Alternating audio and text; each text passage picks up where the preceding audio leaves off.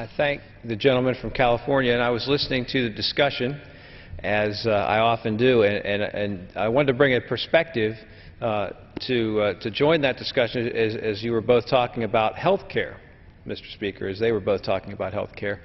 And I, as one who did not support the health care bill originally, I do think it's important to recognize, as has been happening in this discussion, what's working with regard to the health care bill, what's already been implemented that's making a real difference in people's lives. And the reason I did not support repeal of the health care bill, both times we brought it up, was because I have the fourth most Medicare beneficiaries of any district in the country, 135,000 Medicare beneficiaries. And many of them are caught in the donut hole, what we've come to know, that gap in coverage in the Part D prescription drug program. We are now entering the third year of the phase-in to completely close that donut hole. Already, people who are in the donut hole have received a $250 compensation for coverage through the donut hole. They're getting a steep discount on brand name drugs, and moving forward, as I say, in the years to come, they're going to completely close the donut hole and get coverage all the way through.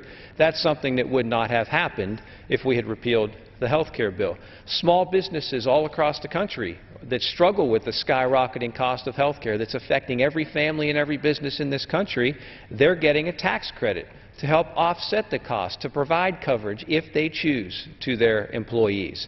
That's something that's making a real difference in the district that I represent. Being able to cover people up to age 26, often recent college graduates struggling in the down economy. We're talking about the job market today. The parents' plan being able to take for a short period of time those young adults after they've graduated school and maybe in transition in their life or in the job market. That's making a real difference for people that I represent. And people with pre-existing conditions. Children today, beginning in 2014, adults will not be able to be denied coverage because of a chronic health condition. That's something that's long overdue in this country. And those are all things that have been implemented. They are in the law today. They're taking effect. They're impacting people.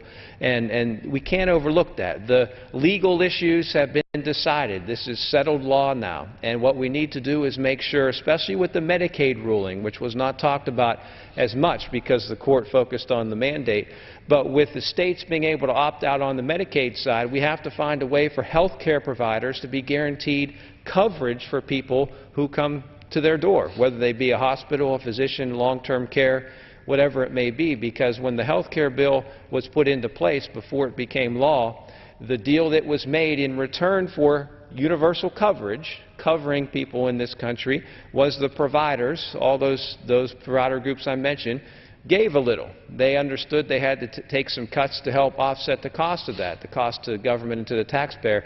Well, now the court has said that states can opt out of part of that through the Medicaid program. We need to make sure that those health care providers are able to keep their end of the bargain and that the government keeps their end of the bargain by finding a way to cover everybody. So I did just want to add that perspective. Again, as someone who didn't originally support the bill, there are things that are working and have been implemented, and I commend both my friend from California and New York for having the discussion tonight. Well, thank you very much for joining us, and thank you for bringing that perspective.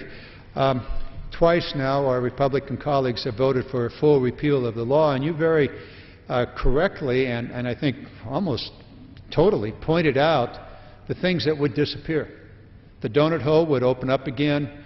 The pre-existing conditions, the Patient's Bill of Rights, would be gone, and insurance companies can then re-engage in discrimination as they have so often. All of those things that are very, very positive would disappear. And so we're fighting fiercely to keep them, and as Mr. Tonko, our colleague from New York, has said, we will work through the years ahead to improve and to deal with the unknown issues that are certain to arise.